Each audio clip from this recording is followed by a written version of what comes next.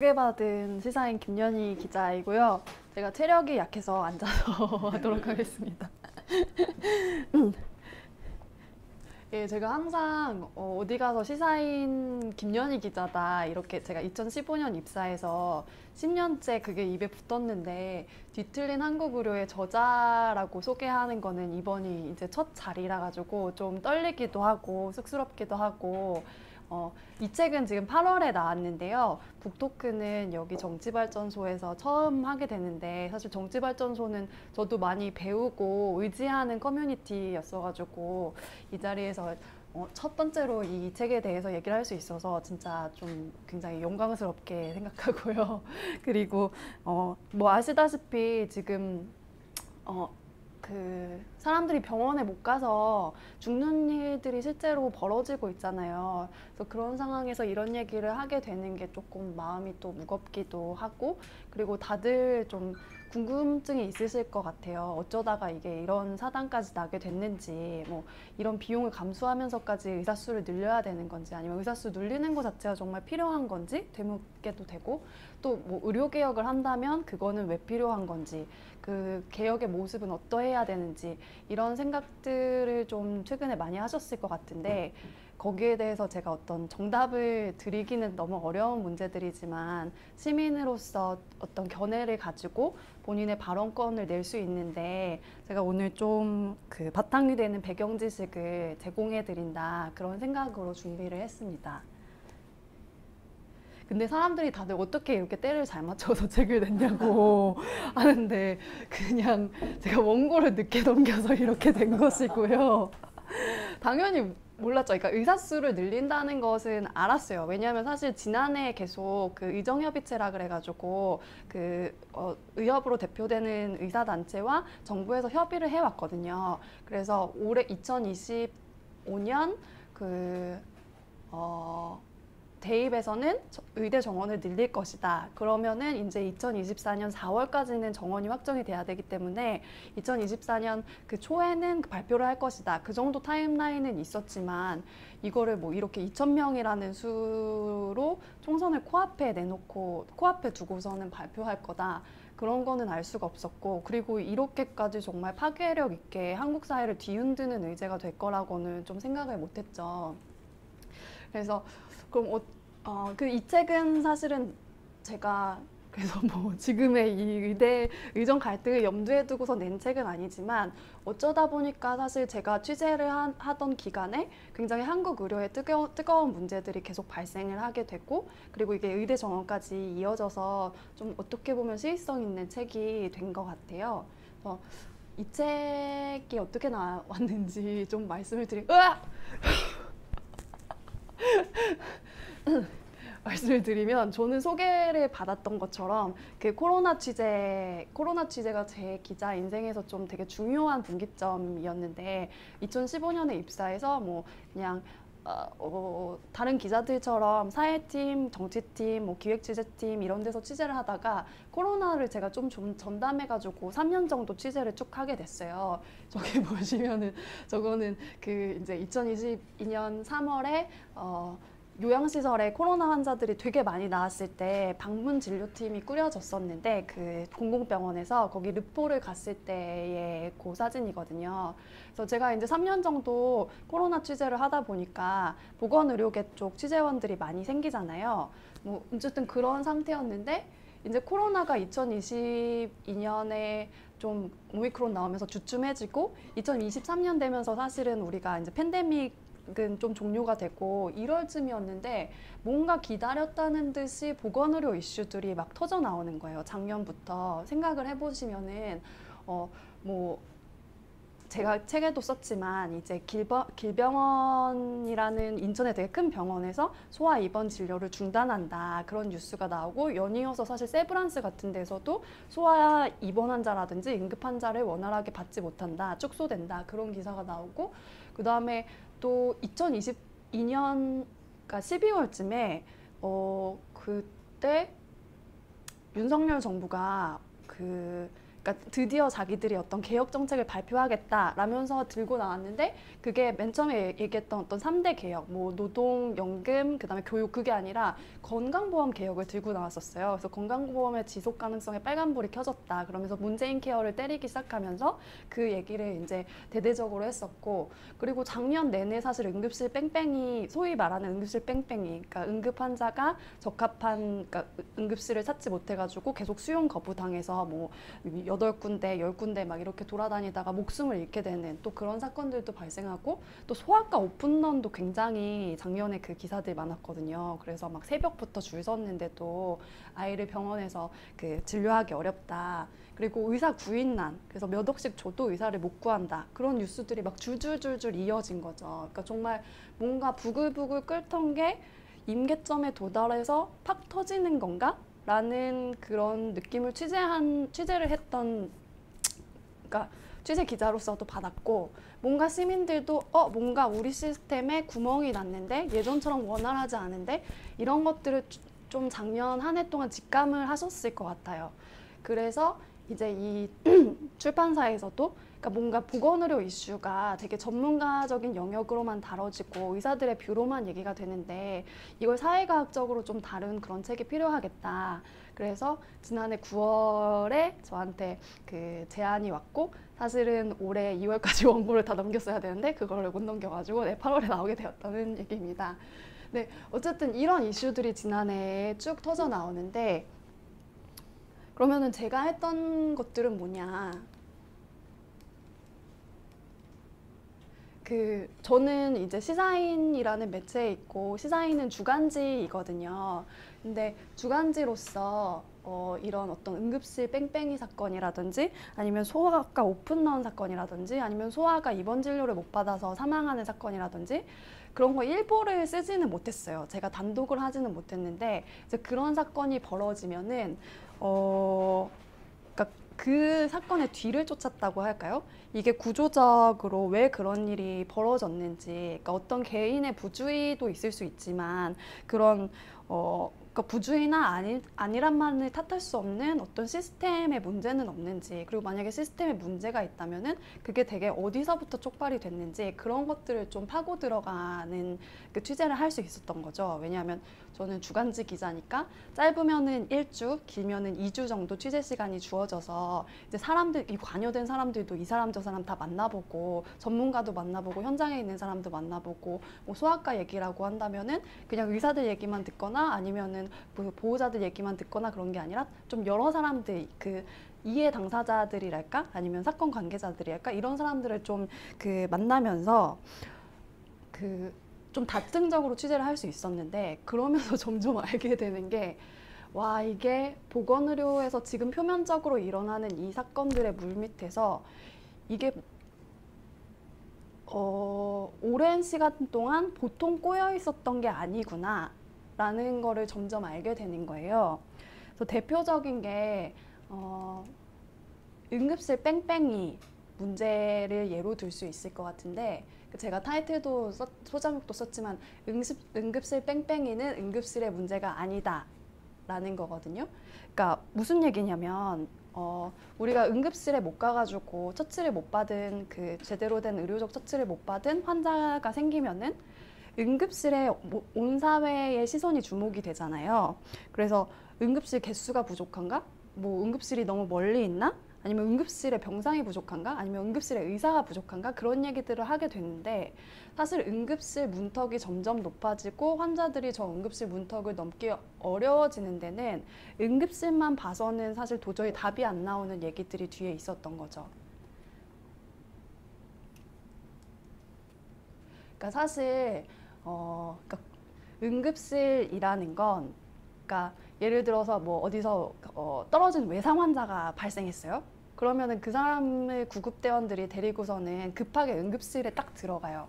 그럼 응급실에서는 기본적으로 어떻게 보면 대증요법이라고 할 수 있는 굉장히 이 사람 숨 넘어가지 않게 딱 붙여놓는 그런 고처치만 해주는 거지, 그 뒤에 정말로 이 사람이 입은 부상이라든지 가지고 있는 병이라든지 그런 질환들을 치료하기 위해서는 다른 과들과 연계가 필요한 거예요. 그러니까 여기를 이제 배후 진료과들이라고 부를 수 있는데, 예를 들어서 1층에 응급실로 들어갔다 그러면 2층, 3층에 있는 이런 과들로 원활하게 연계가 돼야 되는 거죠. 그래서 예를 들어서 소아 응급 환자다 그러면은 소아청소년과 레지던트 등 전문의든 와가지고 같이 협업을 해야 되는 거고, 뭐 뼈가 부러진 응급 환자다 그럼 정형외과가 출동해야 되는 거고, 장기가 뭐 터졌다 그럼 외과가 필요한 거고, 뭐 이 사람이 떨어져가지고 얼굴을 다쳤다 그래서 귀 이쪽에 문제가 생겼다 그러면 이비인후과나 성형외과도 해야 되는 거고, 이게 뭐 심장에서 발생한 문제다, 심혈관 질환이다 그러면은 흉부외과가 있어야 되는 거고, 뭐 뇌다 그러면 신경외과, 그리고 이런 것들 예를 들어서 자살 시도가 의심되는 환자다 그럼 정신건강의학과가 또 있어야 되는 거고. 그래서 특히나 사실은 그 사고가 발생했을 때 위태로워지는 환자들이, 그리고 갈 응급실을 찾기가 어려워지는 환자들이 우리가 혹시 소위 말하는 중증 외상 환자들이거든요. 그러니까 그 사람들은 다발성으로 부상을 입었기 때문에 뼈 하나 부러졌으면은 뭐 응급의학과 지나가지고 정형외과 가면 되겠지만, 이런 사람들은 정형외과, 외과, 이비인후과, 성형외과, 뭐 신경외과, 흉부외과 다 모여가지고 수술을 하든지 그래야 된단 말이에요. 그런데 제가 이제 2023년에 발견한 한국 의료의 현실은 지역에 있는 큰 거점 대학병원조차도 이런 과들에 있는 의료 스태프들이 충분하지 않은 상황이었던 거예요. 그래서 데일리하게 외래 진료를 하는 뭐 9시부터 저녁 6시까지, 이때는 사실은 어느 정도 응급 환자를 처치를 할 수가 있는데, 저녁에 이제 그 야간 시간이라든지, 사실 응급실이 진짜 작동을 해야 되는 시간들인 거죠. 야간 시간이라든지 아니면 주말에는 여기에서도 이제 그 당직을 서는 의사들이 충분치 않아서 그때 들어오는 응급 환자들은 처치가 되게 어려운 상황들이 반복이 되고 점점 누적되고 있었던 거예요.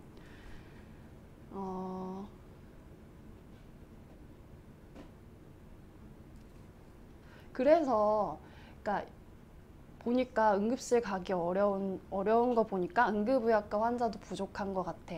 그리고 대학병원조차도 저런 스태프들을 다 채워넣지 못하고 있으니까 저런 의사들도 부족한 것 같아. 그래서 우리 사회도 그렇고 정부도 그렇고 총체적으로 내린 진단이 의사가 부족하다라는 거죠.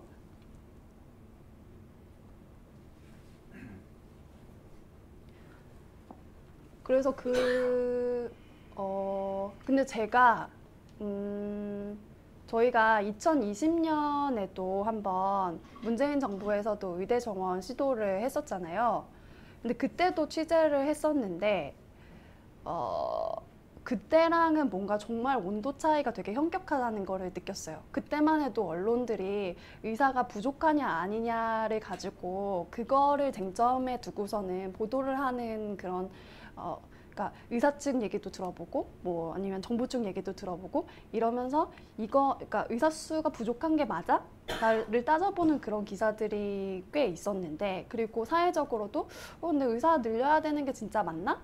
라고 생각하고, 그리고 의사가 부족한 건 지역의 문제 아니야? 이렇게 좀 접근하는 그런 시각들이 많았거든요. 그런 시각이 지배적이었던 것 같은데, 저희가 작년에 그런 보건의료 이슈들이 줄줄이 터진 가운데 2023년에 이제 의사 증원을 한다 이런 발표가 나와서 그런지, 아니면 정말로 시민들도 뭐 소아과 오픈런이라든지 아니면은 응급실을 찾기에 어려움을 겪는 경험을 한다든지 그런 것들을 체감해서 그런지 모르겠는데, 이번에 생각해 보시면은 사실은 의사가 부족하지 않다고 얘기하는 사람들은 의사밖에 없어요. 이거는 사실은 더 이상 시비거리도 아닌 정도로 의사를 늘려야 한다, 이거에 대해서는 굉장한 사회적 합의가 있는 거죠. 그리고 어떤 그런 사회적인 총의, 뭐 이제 분위기 그런 거를 등에 업고 이제 의사 증원을 발표를 한 건데, 그러니까 근데 이게 지난해 사실은 내내 그 의료현안 협의체라 그래가지고 그 의료현안 협의체가 28차례나 열리긴 했거든요.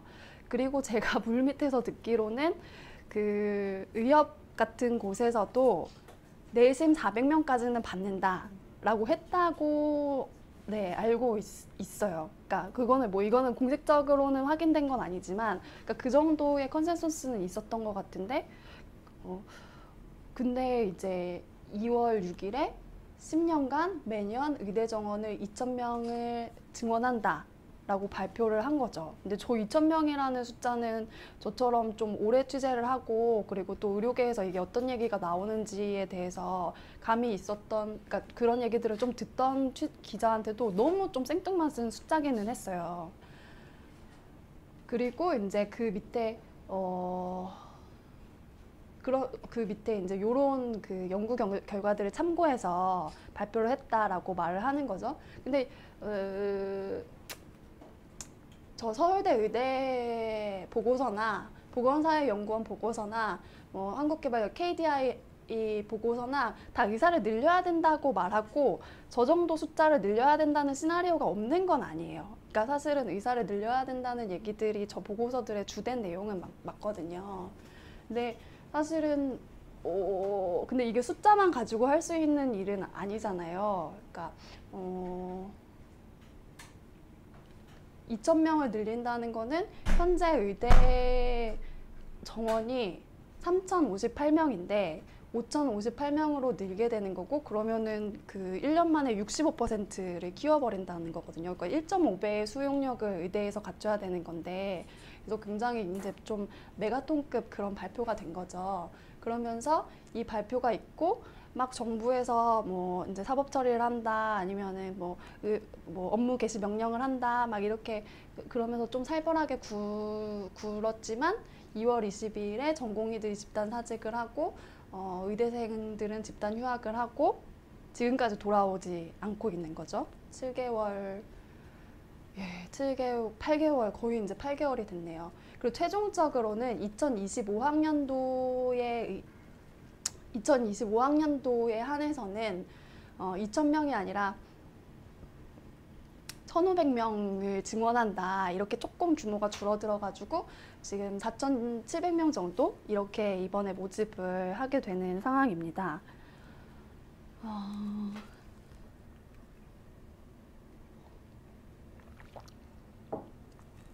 근데 뭐 아시는 얘기이겠지만 의사는 부족하죠. 의사는 부족하다는 거를 좀 부인하기는 어려울 것 같아요. 근데 의사가 부족하다고 얘기할 때 저희가 많이 언급하는 그 지표가 OECD 평균 그거잖아요. 그러니까 OECD에서 OECD 국가들의 인구 1,000명당 평균 의사 수가 3.7명인데 한국은 2.6명이고 그것도 한의사 빼면은 2.1명이라 가지고 최하위다. 근데 그런 얘기들 하면은 이제 의사들은 그렇게 어떤 그 의료 지표라는 거는 각국의 그 의료 제도가 굉장히 상이하기 때문에 1대1로 비교할 수가 없다.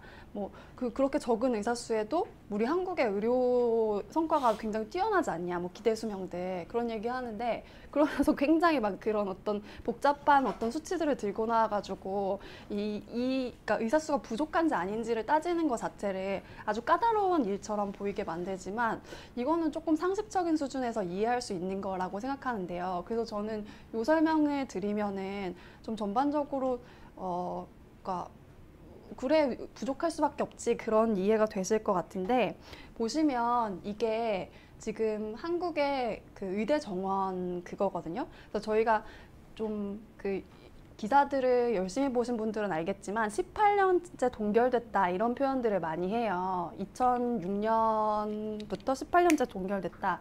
근데 사실 18년도 저는 축소된 거라고 보고 사실상 30년째 동결돼 있거든요. 그러니까 18년째라고 말하는 2006년이라고 말하는 거는 뭐냐면은 보시면은 이제 2000년대까지 3,300명 정도까지 늘었는데 그때 의약분업이 있으면서 의사들을 좀 달래주는 용도로 정부에서 의사 수를 살짝 줄여서 250명 정도 감원을 했기 때문에 그래서 지금 3,000명대로 고정이 된 건데 그러니까 사실 의사 공급 정책 그러니까 의사 공급 정책적으로 최후의 어떤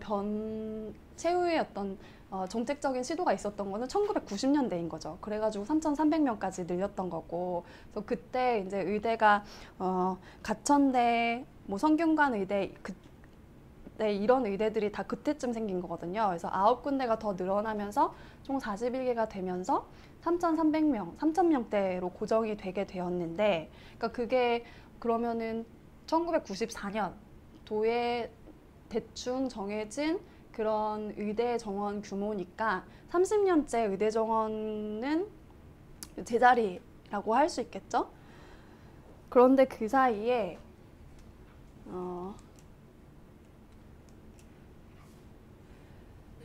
그 94년에 저거는 13조 원이라는 거는 한국의 총 그 의료비를 그때 그 1년 동안 한국에서 총 제출한 의료비를 말하는 거거든요. 1994년에 13조 원이었는데 이게 2022년에 209조 원으로 늘게 돼요. 규모 자체는 16배가 늘어난 거고, 한국이 1년에 쓰는 의료비의 규모 자체가, 그리고 GDP 대비로는 94년에는 3.4% 정도로 의료비로 지출했다면 지금은 9.7%, 10% 정도로 의료비로 지출하는 거죠. 그러니까 비용으로 치면은 의료 시장의 규모라는 게 16배 확대가 되었고, GDP 기준으로도 3배 가까이 늘어난 거예요. 그러니까 의료 시장은 이렇게 확대가 된 거죠. 그리고 동시에 의료라는 게 굉장히 질적으로도 고도화된 산업이 되었는데, 이것도 사실 쉽게 이해를 하실 거예요. 그러니까 환자 1인당 투입되는 의료량이라는 거는 우리가 의료 서비스에 기대하는 수준이 높아지고, 또 선진국이 되면서 눈높이가 높아지면서 필요로 하는 어떤 의료인의 양은 더 많아진 거거든요. 예를 들어서 뭐 90년대 같은 경우는 제가 그때 의사 선생님한테도 들었던 걸로는 이제 환자가 입원을 했을 때 사실 퇴원하기까지 교수 얼굴 한번 보기가 어렵다는 거죠. 그냥 그 전공의들 다 돌리고. 근데 지금으로서는 그런 건 되게 그런 건 상상하기 어려운 일이고, 그리고 2박 3일 동안 환자가 항암 치료를 하러 입원을 했다. 그랬을 때 들어가는 어떤 간호의 노동량, 그리고 의사가 이 사람을 와서 들여다보는 횟수, 이런 것들도 우리의 서비스 질이 높아지면서 훨씬 더 많아졌다는 거예요. 그러니까 정책적 문화적으로 환자 한 명을 보는데 들어가는 맨파워는 더 늘어난 거죠. 근데 반면에 의사 1인당 제공하는 노동량은 그 사이에 줄어들었는데, 되게 그 제도적으로 큰 변화가 뭐냐면은 17년인가 18년에 그 전공의 80시간, 이것도 사실은 되게 말도 안 되는 거죠. 근데 어쨌든 전공의들이 너무 살인적인 노동 시간에 시달리니까 막 100시간, 120시간 이렇게 일을 하니까 전공의 근로 시간을 주 80시간으로 제한하는 개정안이 통과가 됐어요. 그래서 예전에는 지금보다 막 2~3배 더 일하던 전공의들의 시간이 줄었고, 동시에 또 의사들도 워라밸을 추구하면서 저녁이 있는 삶이니까 예전만큼 뭐 내가 의사니까 밤에도 나와서 환자 봐야지, 아니면은 내가 돈 많이 벌고 싶어서 환자 봐야지, 약간 그런 문화들이 바뀌게 되는 거죠. 또 하나 중요한 거는 의료인들도 고령화가 되면서 근로시간을 줄이기 시작한 거예요. 그러니까 이런 요소들로서 의료인 1인당 제공하는 노동량은 줄어든 거죠. 그럼 합해보면은 의료시장은 확대가 돼요. 그리고 이 확대되는 시장에 필요한 그 단위 노동당 필요한 맨파워는 늘어나요. 근데 투입되는 공급되는 그 의대 정원은 30년째 고정이 되어 있는데, 기존에 있던 사람들은 일하는 시간이 줄어들었어요. 그러면 당연히 구멍이 날 수밖에 없는 거잖아요. 그러니까 사실은 굉장히 어려운 어떤 계산법을 가지고 오지 않더라도 상식적인 수준에서 한국에 지금 여기도 저기도 의사가 없다라고 하는 얘기는 되게 이해할 수 있는 수준의 얘기인 거죠. 그래서 그 결과로 되게 의사들의 소득이 좀 아찔하게 높아지는데, 보시면은, 그러니까 원래도 의사라는 직종은 다른 나라에서도 고소득 직종이긴 하지만 그 여타 주요 국가들과 비교해서도 한국의 의사 소득이 상당히 높다는 거는 저 첫 번째 표를 보시면은 알 수 있으실 거예요. 그러니까 봉직이는 이제 병원에 고용이 돼가지고 그 페이 닥터라고 해서 임금을 받는 사람들인데, 일반 그 평균 노동자 임금 대비 4.6배, 개원이 같은 경우에는 7.1배 정도의 소득을 올리고 있는 거죠. 그리고 그러면서 이제 10억을 줘도 의사를 구하기가 어렵다. 근데 많은 분들이 조금 착각하고 계시는 게 지역은 그 의사들한테 많은 돈을 못 줘가지고 그래서 의사 구하기가 어렵다고 좀 생각하실 수도 있는데 이미 수년 전부터 그 지역의 의사 소득 자체는 그 의사 그러니까 제시하는 연봉 자체는 수도권이나 서울을 좀 뛰어넘기 시작했거든요. 왜냐하면 의사를 구하기가 너무 어려워지니까 임금이 굉장히 높아지고, 근데 그 정도의 높은 임금을 주더라도 이미 사실은 전반적으로 의사 임금 수준이 대단히 높아져 있는 상황이기 때문에 더 이상 이런 어떤 그런 금전적인 인센티브로 지역으로 의사를 부르기가 되게 어려워진 상황인 거죠. 그래서 사실은 지역에 가면은 더 돈을 많이 벌 수 있는 환경이 수년 전부터 조성이 되어 왔어요. 그래서 이제 의사 수 부족으로 이런 조금 굉장히 병리적이라고 할 수 있을 만큼 의사를 구하기 어려운 상황들이 이어지고 있는데, 근데 이제 나오는 질문은 이거죠. 그러면은 2,000명을 들이부으면 저 상황이 해결이 되냐? 그리고 우리가 정말 의사를 보내야 된다고 생각하는 지역의 필수 의료들의, 그러니까 사실은 필수 의료라고 했을 때 지금 지역을 굳이 말할 필요도 없어요. 수도권과 서울에서도 필수 의료 의사를 구하기가 대단히 어려워지고 있거든요. 그러니까 사람 살리는 의사, 그러니까 의료계에서는 소위 바이탈이라고 하고 지금 우리가 필수 의료 공백이라고 불리는 사람 살리는 의사를 늘릴 수 있는가, 이 질문을 던지는 거고, 그게 아니니까 이제 얘기가 복잡해지는 거겠죠. 그럼 의사들 얘기를 좀 이번에는 살펴볼 필요가 있는데,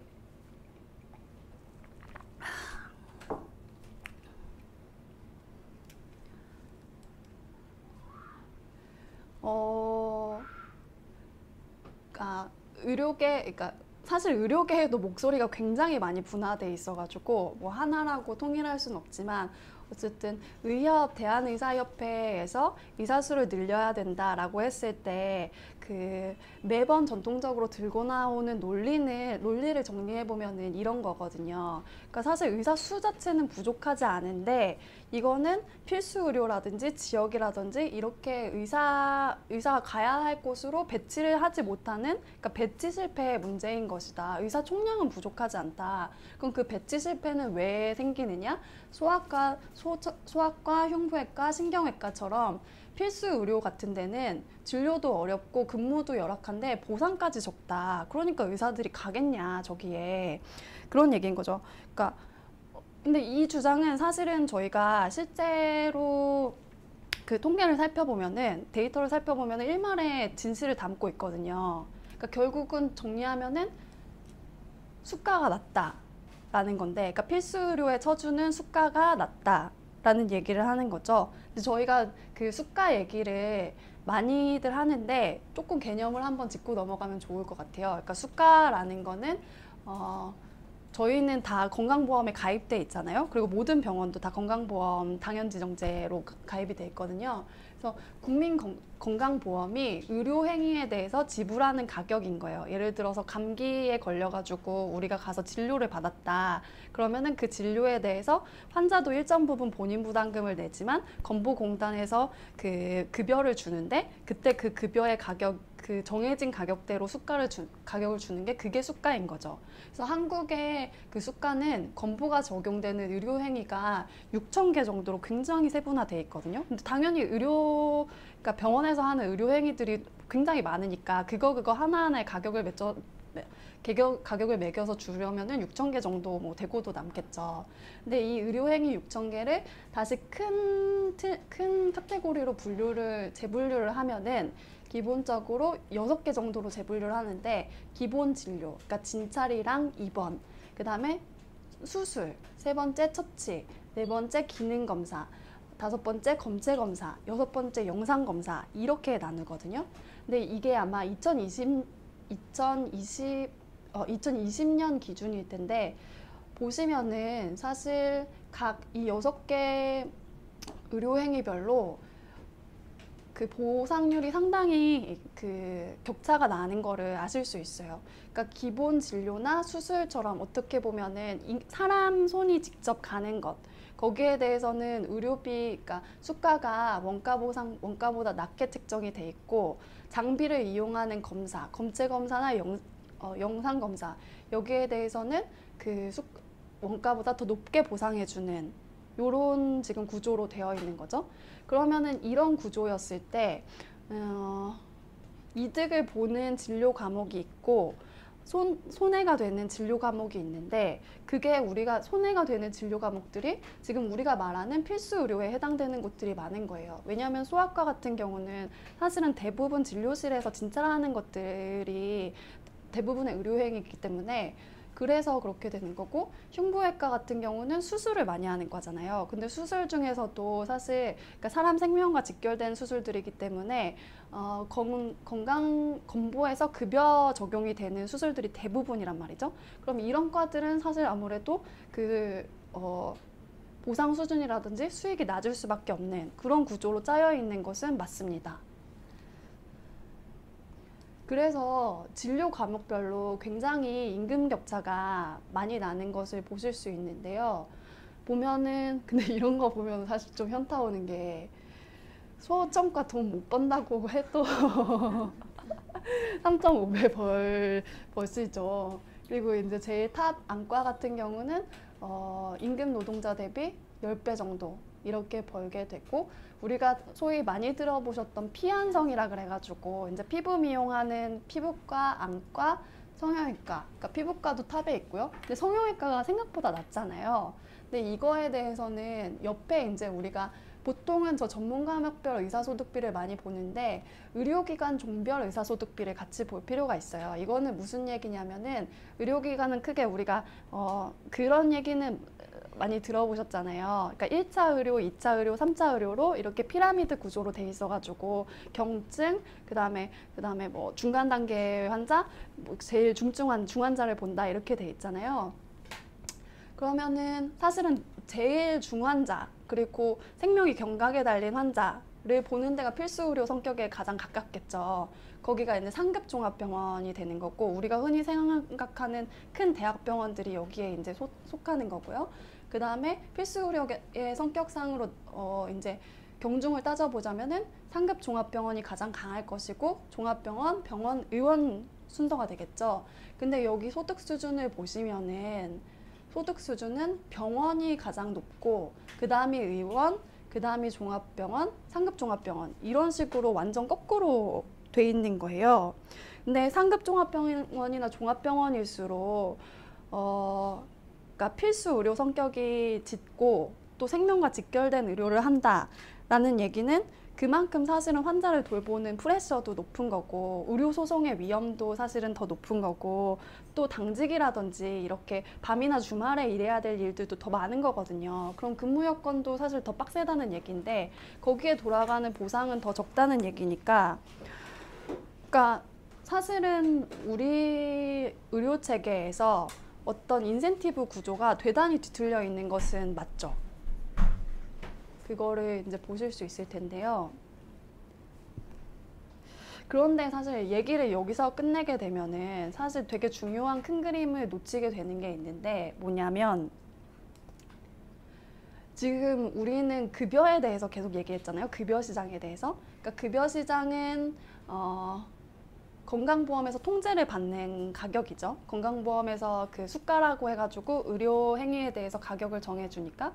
근데 환자가 병원에 가가지고 내는 병원비가 급여만 있진 않잖아요. 다 아시겠지만 비급여가 있습니다. 비급여는 완전히 의료 시장에 맡겨져 있는 그런 의료 행위들이거든요. 여기에 대해서는 건보가 개입해가지고 어떤 가격을 정해주거나 그런 게 없으니까 부르는 게 값이에요. 생각해 보시면은 피부과 가서 레이저 받으면 같은 프락셀인데 어디는 30만 원 받는다 그러고 어디는 300만 원 받는다 그러거든요. 그게 이 시장이거든요. 근데 급여로 가격 통제를 하고 건보에서 보장을 해주는 이유는 사실 필수 의료, 그러니까 사람한테 꼭 필요한 의료기 때문에 국가에서 보장을 해주고 우리가 공적 재원인 건보로 제공을 해주는 것이잖아요. 그래서 급여가 적용되는 그런 의료 행위들은 필수 의료에 더 가깝죠.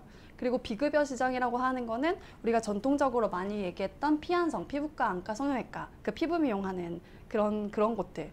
그래서 돈 많이 벌면은, 그러니까 피한성이 인기가 많은데 저기 돈 많이 벌 수 있어서 저기로 간다 라고 하는 얘기는 저기는 가격 통제를 받지 않고 의사가 원하는 대로 가격을 매길 수 있으니까 더 이윤을 창출하기 쉬운 그런 시장이었던 거죠. 그런데 이 비급여 시장이 굉장히 빠르게 확대가 되고 그러니까 근래의 일이 아니에요. 한 20여 년간 굉장히 빠르게 확대가 됐는데 거기에 기름을 들이부은 게 어디 갔지? 죄송합니다. 맞습니다. 실손보험입니다. 실손보험 한국이 굉장히 가입률이 높죠. 그래서 실손보험이 도입이 되면서 근데 실손보험이 피한성을 그러니까 피부과나 성형외과 보장해주지는 않거든요. 근데 실손보험이 도입되면서 완전 호재를 맞게 된 그런 시장들이 있는데 그게 이런 과들이에요. 정형외과는 그러니까 예를 들어서 값비싼 로봇 치료, 그러니까 디스크 수술도 수술 안 해도 될 환자들도 수술하세요 라고 얘기하기가 훨씬 쉬워진 거죠. 그리고 안과 같은 경우는 뭐 라식 수술보다는 백내장 수술 이런 것들도 이제 실손이 되니까 되게 쉽게 그 높은 가격을 불러서 하게 되고 그리고 한국 의료의 정말 난맥상을 집약하고 있는 게 저는 마취통증의학과라고 생각하는데 어떤 면이냐면은 여러분 요즘에 길 가시다 보면은 통증 클릭이나 통증의학과라는 간판을 많이 보게 되셨을 건데 그게 불과 한 10년 전으로만 기억을 되돌려봐도 못 보셨을 거예요. 그러니까 사실 마취통증의학과는 원래는 마취과예요. 그러니까 병원에서 수술할 때 마취하는 그 전문의들을 배출하는 과였거든요.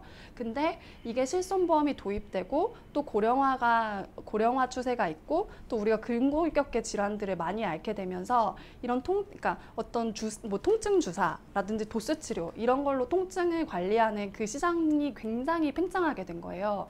그러면서 마취통증의학과라고 그 타이틀을 달고 원래 병원에 있어야 되는 마취과들이 대거 개원가로 나오게 된 거죠. 그래서 정말 우리가 거리를 다니다 보면은 모퉁이 하나 돌면은 통증의학과 타이틀을 단 병원 그 의원들을 볼 수 있는데 지금 병원에서는 마취과 의사 구하기가 너무 어려가지고 수술방을 못 여는 곳들이 부지기수까지는 아니지만 점점 늘어나고 있습니다. 그러니까 근데 마취과 의사가 사실 산부인과에서 그 제왕절개만 하려고 해도 되게 중요하거든요. 그러니까 네. 그래서 사실 어떻게 보면은 급여 시장 안에서도 기울어져 있지만 비급여까지 우리가 눈을 넓혀서 의료 시장을 전체로 보게 되면은 더 기울어진 운동장이 되어버리는 것이죠. 근데 사실 의사들은 계속 저수가 얘기하는 건 급여에 대한 얘기인 거잖아요. 그러니까 단쪽만 얘기를 하고 있는데 우리가 급여를 아까 우리가 봤던 그 그래프에서 부족한 부분을 채워주면서 급여에 대해서 건강보험료를 뭐 시민들이 더 많이 부담하고 그래서 그 의료기관에 주는 수가를 높여준다. 라고 한들 비급여 시장이 이렇게 통제받지 않고 더 급하게 팽창을 해버린다면 그리고 의사 수는 고정이 또 돼 있는 상태고요. 필수 의료와 비필수 의료의 이 기울어진 그 구조는 사실은 이게 해소될 방안이 없는 거예요. 그러니까 의사들 우리가 수가 아무리 높여줘도 흉부외과, 소아과 수가 아무리 높여줘도 비급여가 이렇게 팽창하는 동안은 따라갈 수 없고 그러면은 여기가 인센티브가 더 높으니까 의사들은 사실 의사 수를 뭐 2,000명 늘린다고 해도 이쪽으로 다 몰리게 되는 거죠. 그러니까 지금 같은 구조에서는 2,000명 늘려도 어차피 필수 의료 안 간다라는 말은 사실은 정말 맞는 말인 거예요. 근데 그럼 동시에 이 얘기도 같이 해야 되는 거잖아요. 이 비급여 시장에 대해서, 이 영리적인 시장에 대해서 관리와 조절이 필요하다라는 얘기를 의료계에서는 이제 안 하고, 네, 사실 정부의 이번 정책에 이런 내용이 없는 건 아니에요. 그러니까 비급여 시장을 통제하고 실손보험 너무 과잉 진료를 조장하는 거에 대해서 통제하려는 어떤 그런 정책들이 있긴 있거든요. 뭐 혼합 진료를 금지한다든지, 혼합 진료라는 거는 급여와 비급여를 같이 이제 청구하지 못하도록 하는 건데, 그거는 사실 의사들이 의사수 늘리는 것보다 어떤 면에서는 더 싫어하고 굉장한 음모론들이 횡행을 하고 있습니다. 근데 사실은 이 그 비급여 시장을 통제할 방법들이 마땅한 게 사실은 또 없는 것도 그것도 맞는 얘기거든요. 왜냐하면 실손보험을 그러면은 우리가 실손보험의 계약들에 대해서 좀 재설계를 할 필요가 있는데, 사실 이거는 의료 공급자인 의사뿐만이 아니라 실손보험 가입자들한테도 피해가 가는 일인 거죠. 그러니까 시민들이 사실 그거를 받아들일 것인가, 그런 미션이 있는 거고, 그리고 여기는 사실 가격을 통제할 수가 없는데, 그럼 여기서 그 비급여 시장에서 발생하고 있는 어떤 초과소득, 그걸 줄일 수 있는 방법이라고 하면은 그러니까 뭐 지금 피한성을 의사들만 할 수 있는 거를 뭐 비의료인도 할 수 있다, 이렇게 그걸 열어준다든지. 근데 그거는 지금 간호법만 해도 보시면 이렇게 난리인데 그것도 쉽지가 않은 방법이죠. 그리고 아니면은 뭐 초과소득에 대해서 뭐 그런 얘기들도 있더라고요. 의료계의 저 분야에 대해서는 좀 더 세금을 세게 매기자, 약간 부유세처럼 그런 얘기도 있는데, 여기야말로 사실은 그 제대로 소득이 잘 안 잡히는 데거든요. 왜냐하면 다 현금 계좌이체 하잖아요. 가가지고 카드 안 쓰고. 그러니까 성형외과 가면은 예를 들어서 계좌이체 하시면은 카드는 550만 원이고 계좌이체 하시면 500만 원입니다, 이렇게 하잖아요.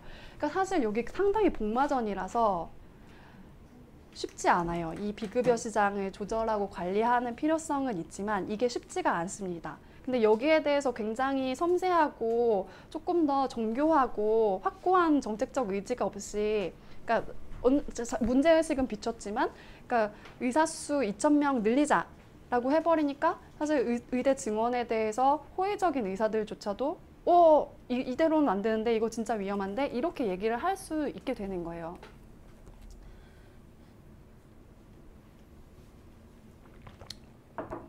제가 엄청나게 꼬여있다고 한 얘기를 조금은 이제 아시겠죠. 그래서 이렇게 꼬여있는데 또 하나의 해일이 지금 닥쳐오고 있는 것이죠. 그게 뭐냐면은 뭐 짐작하실 만한데 고령화입니다. 근데 고령화는 지금 보건의료 시스템에 두 가지 굉장히 거대한 충격을 주게 되는데, 그 두 개도 붙어 있는 얘기죠. 하나는 일단 정부에서 의사수를 늘려야 된다는 게, 고령화가 돼서 노인 인구가 늘어나면은 그 의료 수요가 늘어나기 때문에 의사가 더 필요하다라는 거잖아요. 그거 맞는 얘기예요.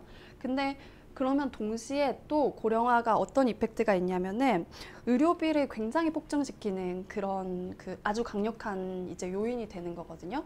일례로, 그러니까 단적으로 지금 전 국민 1인당 평균 의료비 지출이 1년에 150만 원이에요. 근데 65세 이상으로 가면은 450만 원이 됩니다. 그리고 사람이 죽기 전 1년 동안 아마 평생 쓸 의료비의 상당 부분을 쓰게 되거든요. 그러니까 이 고령화라는 것은 의료비를 또 상당히 폭증시키는 그런 충격을 보건의료 시스템에 가져오는 거죠. 근데 문제를 되게 어렵게 하는 거는, 우리가 지금도 이미 의료를 굉장히 많이 쓰고 있는 나라라는 거예요. 세계에서 탑일 정도로. 그러니까 이게 굉장히 단적으로 보여주는 그래프인데, 보시면은 1년에 그러니까 의사 방문 건수가 몇 회이냐에 대한 그래프이거든요. 저기 맨 첫 번째 1위 자리에 코리아, 한국이 있죠. 보면은 2017년에 17번 의사 방문을 했어요. 여기 평균이 OECD가 2017년에 7번이었어요. 그리고 일본이랑도 격차가 상당하잖아요. 2위가 일본인데, 일본이 1년에 12번 가는데 한국은 16번 간 거죠. 그리고 이거는 저는 실손보험의 영향도 지대할 거라고 생각하는데 2000년에 비해서 한국만큼 저렇게 늘어난 국가가 거의 없습니다. 터키 정도? 그리고 오히려 줄여가는 국가들이 많은데 이 고령화 추세에 맞춰서 근데 한국만 저렇게 뭔가 고삐 풀린 것처럼 의사 방문 건수가 상당히 많고 그리고 굉장히 빠르게 또 늘어나고 있는 거죠.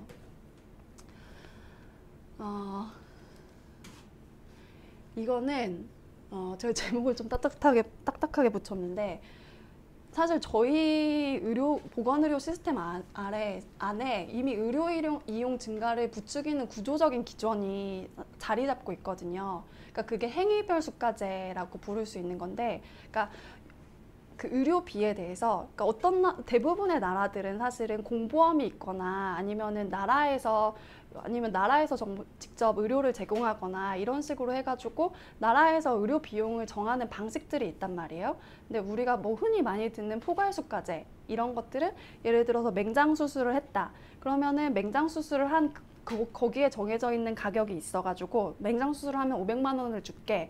그러면은 맹장 수술에 딸리는 뭐 수술, 입원 아니면 여러 가지 처치, 검사 비용 그런 건 그 비용 안에서 해결해. 라는 개념인 거거든요. 대충 말하면은. 근데 행위별 수가제는 다 그 안에 들어있는 그 부수적인 내용들에 다 가격이 매겨져 있는 거죠. 뭐 입원은 얼마야, 와가지고 진찰료 받는 건 얼마야, 맹장 수술하는 건 얼마야, 맹장 수술할 때 몇 시간 길어지면 얼마 추가해, 이런 식으로 있는 게 행위별 수가제거든요. 그러니까 지금 저희는 행위별 수가제를 추구하고 있는데 그러니까 우리는 행위별 수가제로 이제 그 의료 가격을 정하고 지불하는 체계를 가지고 있는데 그래서 이거를 좀 그 의료 지불 체계라고 부르거든요. 근데 그 행위별 수가제의 경우는 의료 공급자로서도 의료 양을 늘릴 수 있는 요인이 너무 큰 거죠. 왜냐하면은 의료 행위를 하면 할수록 그 자기가 돈을 더 많이 받을 수 있으니까. 그런 상태에서 의료 이용자도 그러니까 아까 말했듯이 우리 저수가 구조잖아요. 그러니까 예를 들어서 병원 뭐 많이 하는 얘기들이 전문의 보는데 이렇게 싼 나라가 어딨냐. 근데 실제로 싸기는 했잖아요. 아까 봤던 것처럼. 그러니까 의료 비용이 저수가로 저렴하게 형성된 가운데 사실 의사를 빈번하게 보는 기본적으로 의료 이용 문화가 있었고 거기에 더해서 실손보험이 보편화되니까 사실은 어떤 가격 통제 같은 거에 그 컨트롤 되지 않고 과잉 의료를 또 할 수 있는 그런 이쪽에서는 그런 요인이 발생을 하는 거죠. 그래서 의료 공급자도 의료를 더 많이 쓰라고 부추기기가 쉽고 의료 이용자도 좋아요 하고 따라가기가 더 쉽고 그런 그 의료 이용 시장이 그동안 조성이 돼 왔던 거예요. 그렇기 때문에 굉장히 의료 이용 증가를 부추기기가 쉬운 건데 근데 이제 서로 욕하는 거죠. 그러니까 환자들은 한국 의사들 과잉 진료한다, 막 쓸데없는 거 다 하라고 한다 라고 하는데 또 의사는 어떻게 보면은 진료실에 환자가 들어왔는데 실손보험 있으세요? 이것만 물어보면은 뭐 이제 웬만한 치료들은 그냥 다 갖다 붙일 수 있으니까. 그리고 또 의료 이용자도 실손보험이 있는데 그거 할 수 있다 그러는데 내가 왜 안 해? 그렇게 얘기가 되는 거죠. 그리고 또 이 과잉 진료에 대해서 어떤 의사 선생님 한 분은 그런 얘기를 하시더라고요. 나는 적정 진료 하고 싶은데 나는 필요한 만큼 의료적 소견으로 그 진료하고 싶은데 환자가 인터넷에서 이것저것 보고서는 이 주소 놔달라 저 주소 놔달라 한다. 그러니까 서로 탓하면서 이게 닭이 먼저냐 달걀이 먼저냐 하면서 악순환을 만드는 그 상황이 지금 이제 한국 진료실에서 벌어지는 거예요. 그러면서 이제 의료 이용량은 막 끊임없이 무한 증식하고 있는 거죠. 그래서 보시면 병상 수도 일본 다음으로 제일 많은데 일본이 2017년에 인구 1000명당 병상 수가 13개였는데 한국이 12개인데 일본은 줄였죠. 근데 한국은 또 저만큼 늘어났죠. 다들 병상수 엄청 줄이고 있는데 중국이랑 한국만 늘렸죠. 이런 일들이 벌어지고 있는 거예요. 의료를 굉장히 과잉 이용하는 그런 환경들이. 그러면서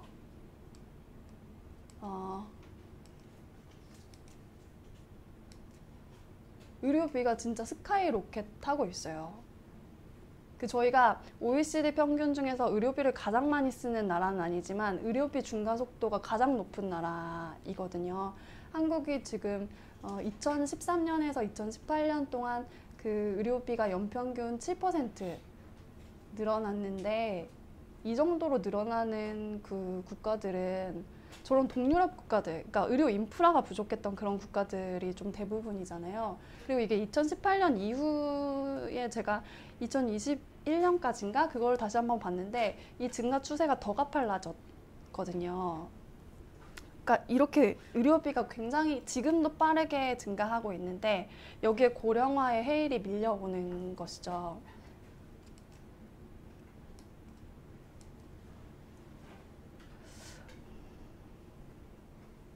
그래서 이 보건의료 철회삼각형이라는 거는 그러니까 보건 정책이라든지 예방의학 교과서에 나오는 교과서적인 개념인데, 그러니까 일종의 트릴레마예요. 그러니까 이 세 가지는 같이 달성되기가 어렵다라는 얘기거든요. 그러니까 어떤 나라에 의료가 있는데 비용도 싸고 그리고 의사도 자주 만날 수 있고 접근성도 높고 그다음에 의사가 그 의료인이 수행하는 그 프랙티스 수준도 높아, 질도 높아. 이 세 가지는 같이 달성될 수 없다라는 게 그 이제 보건정책의 교과서적인 개념이거든요. 근데 한국은 놀랍게도 이 세 가지를 달성했던 나라인 거예요. 그래서 되게 한국 보건의료 시스템에 대해서 다른 나라에서도 궁금해하고 쟤네 어떻게 저렇게 하지? 라고 오랫동안 조금 약간 모범처럼 생각했고, 그 이제 시민들도 병원 가가지고 불쾌한 경험들은 있지만 어쨌든 우리 제도에 대해서 어느 정도 신뢰와 그리고 좀 자부심이 있었잖아요. 근데 이제 이 철회삼각형이 한국에서도 깨지기 시작한 거죠. 일단은 한국은 사실 적은 의료비로 좋은 의료 서비스를 누린다라는 게 그간의 통념이었는데 그거는 이미 깨졌어요. 2013년 기준, 2013년이 되게 좀 중요한 해가 될 것 같은데 전 나중에 돌아보면은 이미 한국의 총 그 의료비가 OECD 평균을 넘어섰습니다. 그리고 접근성은 우리 집 앞에 있는 1차 의료 동네 의원은 쉽게 갈 수 있지만 응급실 뺑뺑이 같은 데서 발생하고 있잖아요. 정말 정작 사람을 살려야 되는 위급한 순간에는 의사를 만나기가 점점 어려워지고 있는 거죠. 그리고 뭐 의료의 질 부분은 나름 그냥 유지가 되는 것 같은데, 그러니까 그간에 우리가 이어왔던 어떤 성공 방정식이 더 이상은 작용하지 않는다는 거예요. 그리고 그간 누려왔던 모든 것을 사실은 누리는 것도 그때가 이례적이었던 거지 앞으로 지속되기를 기대하기는 어렵다는 얘기인 거죠. 일단은 당장 당면한 과제로 떠오를 것이 건강보험 재정인 건데, 아마 올해나 이거는 지금 그 예산정책처에서 21년에 그렸던 그래프인데 요것보다는 상황이 지금 나아요. 보시면은 건강보험이 요때 예상으로는 지출이 수입보다 많아지는 게 이미 2022년부터 발생할 거라고 생각했는데 작년까지도 수입이 지출보다 많기는 했거든요. 근데 아마 올해는 지출이 수입보다 그러니까 최초로 적자가 날 것이다 라는 예상들이 나오고 있고, 그리고 지금 정부가 이거 의료개혁한다고 무리하게 여러 가지 돈들을 쓰고 숫가를 올려주고 있어가지고 올해는 적자로 돌아서게 될 것 같아요. 그러면서 그동안 이제 쌓아놨던 적립금들도 고갈이 되는 거죠. 근데 그러면은 사실은 그 건보 재정의 지속 가능성에 대해서 얘기를 할 때 보통 건보 내에서의 덧셈 뺄셈에 대해서 많이 얘기를 한단 말이에요. 그러니까 이렇게 우리가 점점 더 돈이 부족해질 것이니까 건보료를 올려야 된다. 그리고 그 정부에서 원래 주기로 했지만 지금까지 주지 않고 있는 국고보조금 20%를 줘야 된다. 그런 얘기들을 하는 건데 지금 우리가 건강보험료율이 7% 정도 되거든요. 7.09% 되고 법정으로 9%까지 늘릴 수 있어요. 이거 늘려야 되고 국고보조금도 줘야죠. 그런데 아까 같은 속도로 의료비가 올라가고 여기에 고령화가 본격화되면은 내년부터 초고령 사회 되거든요. 본격화되면 이 정도의 우리가 여기서 돈 좀 더 많이 각출하고 하는 정도로는 이 건보의 지속 가능성을 도저히 담보할 수가 없는 수준인 거예요. 그래서 또 하나 소개를 드리고 싶은 그 삼각형이 있는데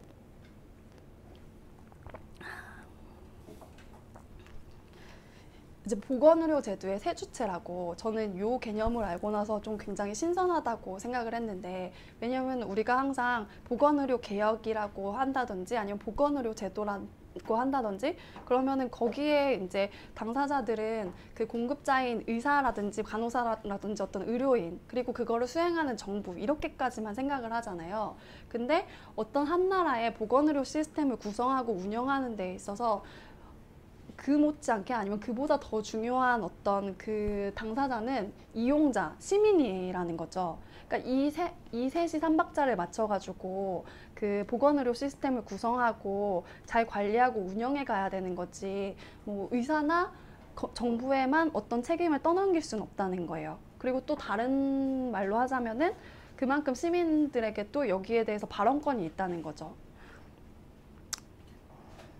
그래서 아까 말씀드렸다시피 그러면은 사실 우리가 지금의 당면한 상황에서 시민들한테 주어진 역할들이 분명히 보이잖아요. 일단은 어떤 재원에 대해서 조금 더 부담을 해야 될 것이고, 근데 거기에서 더 나가가지고 그동안 어떻게 보면 의료는 원하는 만큼 써왔던 건데 그게 아니라 필요한 만큼 써야 된다는 그런 접근법, 새로운 어떤 접근법을 우리도 터득을 해야 되는 거죠.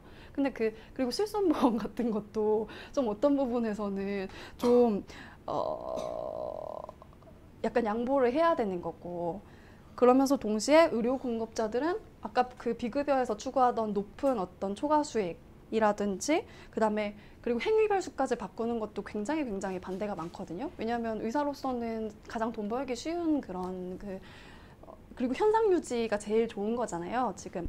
그러니까 그런 부분에 대해서도 좀 더 양보를 해야 될 필요가 있고, 그러니까 다들 조금씩 어떤 면에서는 책임을 분담하고 양보를 하고 그래야 되는 게 지금, 그러니까 의료 개혁이라는 거는 우리가 지금 의사 수 2,000명 늘린다, 이 의제로 사실 담아낼 수 없고, 이 세 명이 다 어딘가는 어떤 것은 감내하고 어떤 것은 뭐 공익적인 그 이름 아래에서 경쟁을 하고 이러면서 조율하고 설득하고 해나가야 되는 그런 의제라는 거를 좀 이해를 하고 나면, 이제 이거는 그 우리가 의료 개혁이다 라고 불렀던 것은 바꾸어 말하면 엄청 어마어마하게 고도화된 정치적인 행위인 거죠.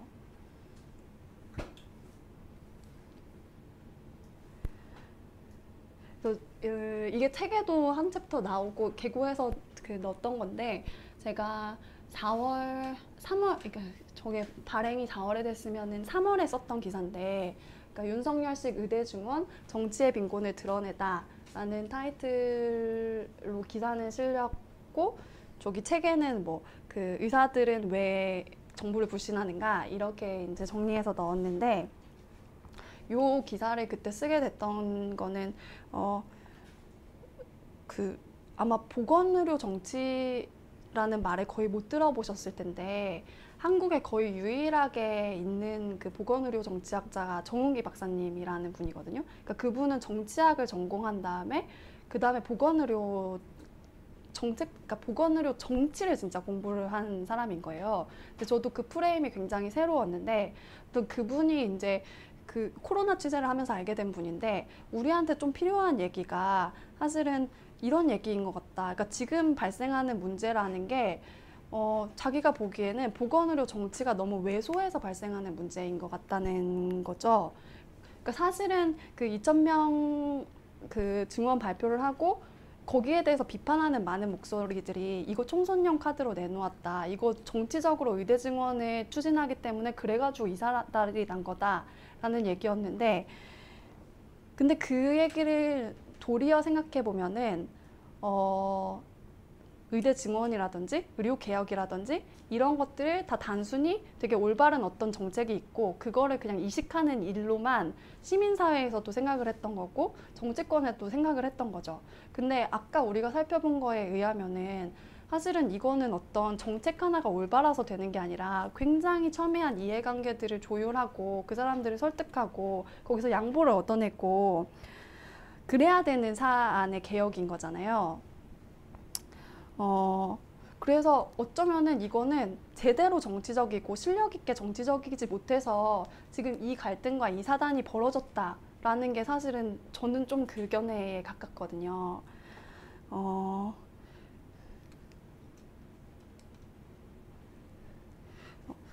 제가 좀 약간 소름 끼치게 기억하는 장면이 이건데 그 3월 4일 국내 그 이제 아침에 이제 스크린을 하는데 국내 9대 일간지에 저 광고가 쫙 실린 거예요, 일면에. 그러니까 의료 개혁 마지막 기회입니다. 라면서 우리나라는 주요 국가 중 의사가 가장 부족합니다.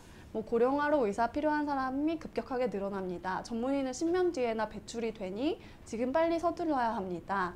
여기에 사실 틀린 얘기가 뭐가 있어요. 다 맞는 얘기죠.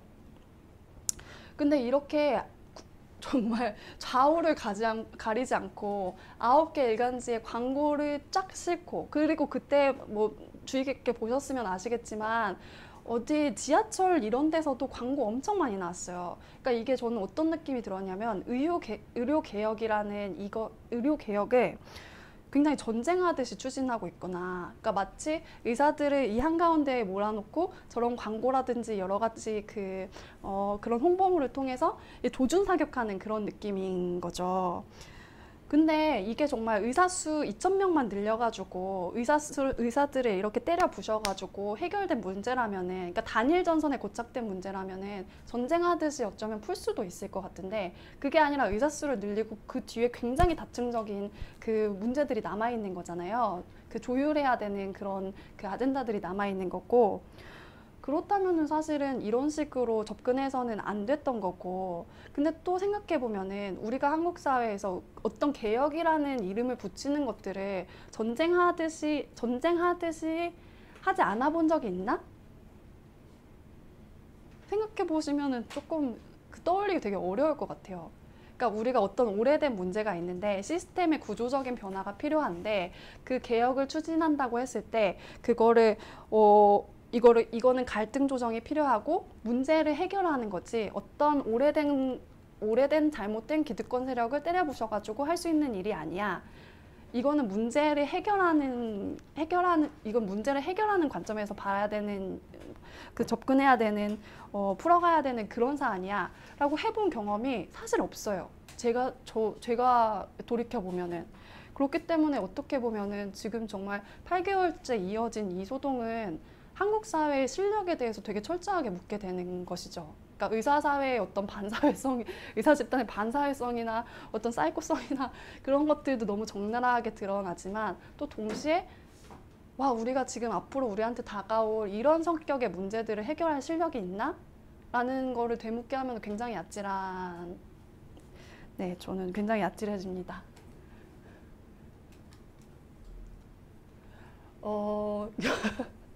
저기 계셔가지고 여기 업계 관계자가 계셔서. 근데 이게 그러니까 의대정원 발표 2월 6일에 의대정원 발표를 하고 이게 2월 18일에 저 좌담이 열렸는데 의대 증원을 해야 된다고 생각하는 소수의 의사들과 전공의 의대생이랑 같이 좌담을 했는데 굉장히 오랫동안 의료계에서 고립되고 또 막 주변의 눈총을 받으면서도 의사 수를 늘려야 된다고 얘기해왔던 그런 소신 있는 의사들조차도 정부의 이번에 내놓은 정부의 방안에 설득이 되지 않는 거죠. 그렇다면 사실은 이거를 정말 파괴적인 방식으로만 풀겠다는 거지, 어떤 정치적으로 문제 해결을 해보겠다는 그런 제스처로 읽기는 되게 어려운 거고. 근데 저는 2,000명 증원은 할 것 같아요. 그러니까 2,000명 증원은 될 것 같아요. 그러니까 그리고 2,000명은 늘렸다 이런 게 어떻게 보면 정말 정말 무능한 그 윤석열 정권의 뭐 어떤 치적으로 남을 수도 있겠죠. 근데 그런 유형적인 숫자 말고 이게 무형적으로 어떤 것을 남길 것인가, 그거에 대해서 굉장히 좀 두려운 생각이 많이 드는데, 거기 이제 이 좌담에 나왔던 그 임승관 선생님 얘기가 2월 상황에서 자기는 지금 이게 정말로 위험하게 느껴진다. 그러니까 주변에서는 싸움 구경하듯이 지켜보는 가운데 대결적인 구도가 격해지고 있다. 근데 어느 쪽이 뭐 그러니까 전공의가 승리하든 아니면은 정부가 굴복시키든 지금 상황에서는 젊은 의료인들이 사회에 고립된 채 배타적인 집단이 되는 결과를 피할 수가 없다. 그런데 그런 결과물이 앞으로 한국의 보건의료 미래에 어떤 영향을 미칠까? 그냥 고립시키고 따돌린 채 끝난다면 그들만의 상처겠지만 그 존재들이 고령화 시대의 한국 의료 위기의 시대에 맡아야 할 사회적 책무가 있지 않나? 라고 말씀하시는 거죠. 그러니까 우리가 앞으로 해나가야 될 의료 개혁들이 굉장히 많이 남아있는데 그거는 어떤 의사 집단의 협조라든지 설득이라든지 이런 것들이 없으면은 의사 수 2,000명처럼 찍어 눌러서 관철시키는 관철시키기에는 대단히 어려운 아젠다들인데 되게 반사회적인 집단이 어떻게 보면은 지금 병원 떠난 전공의들이 12,000명 정도 되거든요. 12,000명이 생산이 된 거고, 어떻게 보면 배출이 된 거고, 의대생까지 합치면 더 많죠. 그러니까 10년치 의료인들이 되게 이 사회는 의사를 혐오하고, 의사를 탄압하고, 그러니까 정말 뭐 환자들은 의사에 대해서 욕만 하고 이렇게 생각하는 그 집단을 우리가 앞으로 젊은 의사 세대로서 맞이해야 되는 거잖아요. 저는 이게 장기적으로 대체 어떤 영향을 미칠까. 그러니까 전공의들 돌아오긴 할 거라고 저는 생각하거든요. 좀 주변에 듣는 얘기에 의하면. 근데 돌아온 이 의사들이 어떻게 흑화가 돼 있을까. 네. 그런 생각을 조금 요즘에 계속 하게 됩니다.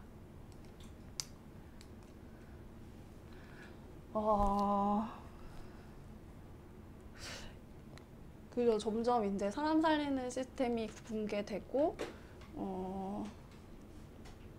사람 살리는 길이 멀어지고, 뭐 그런 그 얘기들이 나오는데, 제가 취재 다니면서 좀 굉장히 서늘한 장면으로 남아있는 것들이 뭐냐면은, 그러니까 응급실 뺑뺑이라든지 소아과 대란이라든지 이런 얘기를 하다 보면 지인들이 직접적으로 나오는 반응이 그럼 나 아는 의사 만들어 둬야겠어. 이런 얘기들을 접하게 되거든요. 근데 사실은 그게 이제 사실 한국 사람들의 오랜 염원이잖아요. 의사 친구가 하나는 있었으면 좋겠다. 근데 그게 저는 조금 되게 질적으로 되게 다른 얘기가 되어버렸다고 생각이 드는데 예전에는 뭐 집안에 의사 하나 있지라든지 나 아는 의사 있어 이런 얘기들에서 받을 수 있는 혜택이라고 생각한다면은 좀 더 좀 더 좋은 의료 서비스의 접근성을 갖출 수 있다는 얘기였던 것 같아요. 그러니까 예를 들어 암 수술을 받아야 된다라고 하면은 뭐 좀 서울의 어떤 큰 병원의 명의한테 더 빨리 진료를 받을 수 있어. 그러니까 이제 그런 수준의 얘기였는데 지난해부터 이제 우리가 접하는 사건들이 시민들한테 불러일으키는 공포는 내가 응급 상황에 처했을 때, 내 가족이 응급 상황에 처했을 때, 갑작스럽게 건강에 위협이 생겼을 때 의사를 적시에 만나려면은 그러니까 그런 사적 네트워크가 있어야 되는구나. 이게 가까워졌다고 생각하거든요. 근데 정말 근데 또 보니까 김한규 의원 아버님 돌아가셨는데 이번에 그분은 의사인데도 사실은 적절한 치료를 못 받고 돌아가셨잖아요. 지금 의료 대란 속에서. 그런 거 보면은 사실 의사를 아는 게 얼마나 도움이 되나 그런 것도 좀 의심스럽긴 하지만 일단 사회 전반적으로 구성원들이 그런 생각을 갖게 됐다는 것. 그리고 만약에 내가 어떤 적절한 의료 처치를 받지 못했을 때, 내 가족이 적절한 의료 처치를 받지 못했을 때 내가 아는 의사가 없어서 이렇게 됐어 라는 자괴감을 갖게 되는 것. 이거 저는 굉장히 기본적인 신뢰의 위기에 처하게 될 수 있다고 생각하거든요. 그래서 우리가 어떤 보건의료에 대해서 시민들이 왜 관심을 가져야 되냐, 이거 너무 전문적인 영역이다 라고 얘기했을 때 저는 아니다, 우리가 지금 허물어가는 시스템을 지키지 못하면 가장 기초적인 사회의 기본 안전망에 대한 신뢰를 잃을 수 있다 라는 얘기를 좀 하고 싶어요. 그래서 이게 제가 마지막에 나가는 글에서 썼던 얘긴데요. 그래서 이 책을 집어든 당신에게 독자를 넘어서 이 문제를 함께 풀어갈 동료 시민으로서 감사를 드린다. 사실 앞에 제가 말씀드렸던 문제들이 너무 꼬여있고 단시간에 해결되는 것들은 없지만 어쨌든 저희가 의지를 가지고 시민의 지성과 연대 속에서 희망의 단서가 심어져 있다고 감히 말하고 싶다. 네, 이렇게 결론을 맺었는데 이렇게 저희가 모여서 공부하고 이 문제에 대해서 이해도를 키우고 또 같이 고민하고 이런 것들이 어떤 단초가 될 거라고 생각합니다. 네. 저희 회사 네. 근데 제가 이런 기사들을 쓰고 또 책으로까지 엮여낼 수 있었던 거는 어떻게 보면은 되게 복잡한 사안을 뭉뚱그리지 않고 복잡한 있는 그대로 그 지형을 다 펼쳐 보일 수 있는 그런 지면이 제공됐기 때문이라고 생각하거든요. 그래서 제가 시사인 기자였기 때문에 정말 이 글을 쓸 수 있었다. 8알은. 그리고 뭐 이게 제가 좋은 기사를 쓰는 게 아니라 점점 더 우리 앞에 나타날 문제들이 까다로워지는데 그거에 대해서 공론장에서 시민들이 이해도를 가지고 참여할 수 있어야 되고 그런 텍스트를 제공해주는 취재를 뒷받침해주는 매체라는 점에서 네, 이렇게 구독을 홈페이지 가면은 네, 다양한 상품으로 모시고 있습니다. 네, 제 발표는 여기까지입니다. 감사합니다. 네. 1시간 조금 넘게 해주셨는데요. 질문도 많으실 것 같습니다. 질의응답 시간 가지도록 하겠습니다. 질문 있으면 그냥 편하게 손 들어주십시오. 전공의들은 그럼 지금 뭘 하고 있나요? 집에서 넷플릭스를 보고 있지는 않을 거잖아요. 네. 그럴걸요? 아, 네, 그래요? 네. 아, 그렇군요. 네. 전공의들, 근데 참 왜 저희가 뉴스로 접하는 것들은 뭐 전공의들 중에서 생활고에 시달려가지고 뭐 기저귀 값을 모금해준다 그런 네. 얘기들 하잖아요.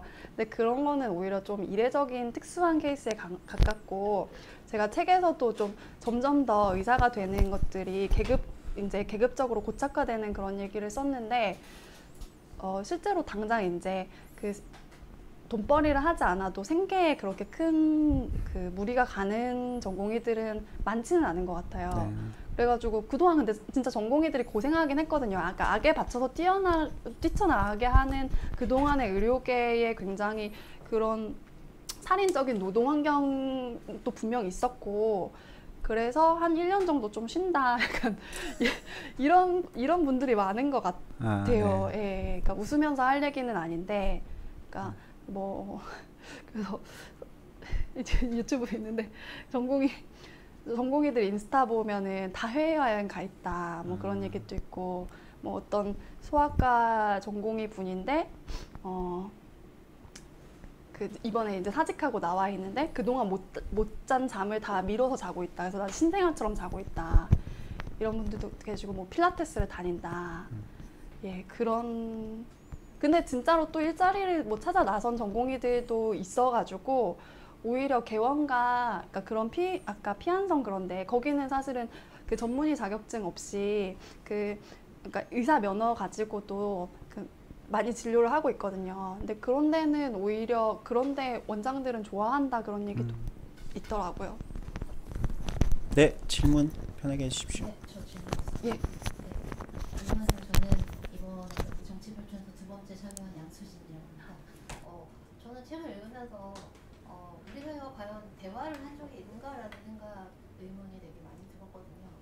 결국 그 주체들이 만나서 대화를 해야 될 텐데 노조가 있어서 대화를 하듯이 그렇다면 사실은 우리가 노조가 우리를 대변해주지 않는다라고 생각들을 많이 하잖아요.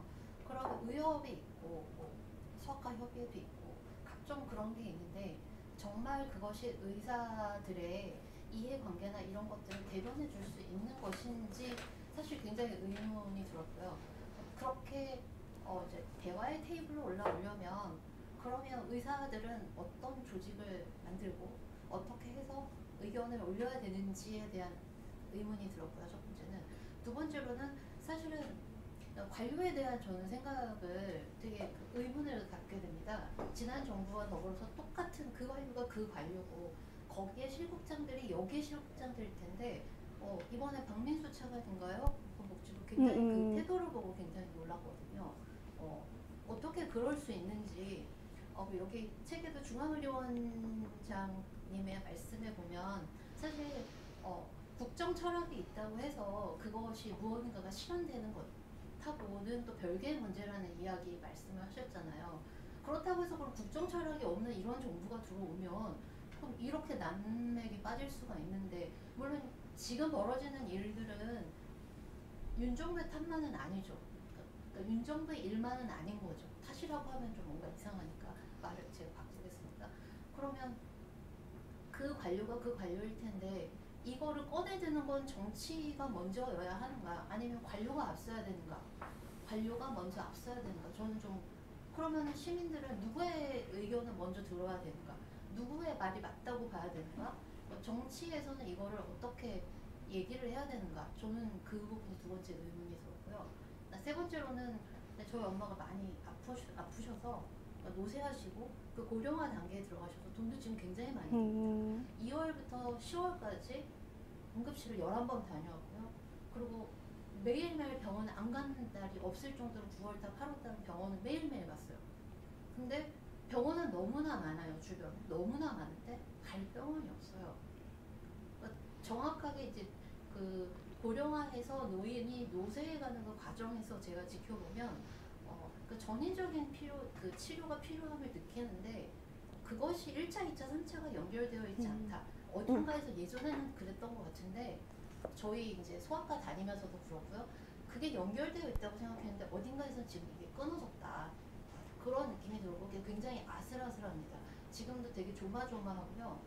이러다가 갑자기 쓰러지셔서 이제 배우 진료과가 다행히도 계시면 응급실에서 처치가 가능한데, 만약에 심장을 부여잡고 쓰러지셨다든지, 왜냐면 지금 뭐 부정맥도 계시고 하시니까요. 뭐 갑자기 이제 뭐 머리를 잡고 쓰러지셔서 못 일어나셨을 경우에는 저도 여기 이제 이렇게 뺑뺑이 도는 일원의 그 하나가 될 수가 있는 거죠. 이제까지는 11번을 다니면서 이제 뭐 배우 진료과가 없어도 사실은 아주 중하지는 않았고, 그 다음에 이제 그 다음날에 외래 진료를 연결시켜 주셨으니까요. 그렇지만 이제 딱히 그 잡아낼 수 있는 그런 게 없는 거예요. 그러니까 노인이 돼서 늙어가서 죽음을 앞두고 있을 때 그 단계에서 엄청나게 많은 의료 치료와 여러 가지가 들어가는데 사실 그 바를 막 이렇게 전전하면서 도는 것밖에 할 수 있는 게 없거든요. 뚜렷한 뭔가가 없으니까. 사실 노년내과도 가봤지만 뭐가 없어. 그 지역에서 이거를 하고 싶은데 그것도 마땅치 않고요. 그러면 지금 고령화가 문제고 전인적 치료가 필요하다고 저는 생각하는데 1, 2차, 3차에서 이 끊어진 것들을 도대체 우리는 어떻게 연결시켜서 의료를 이용하는 우리들은 어떻게 해야만 하는지, 저는 이 세 가지가 되게 제가 궁금했습니다.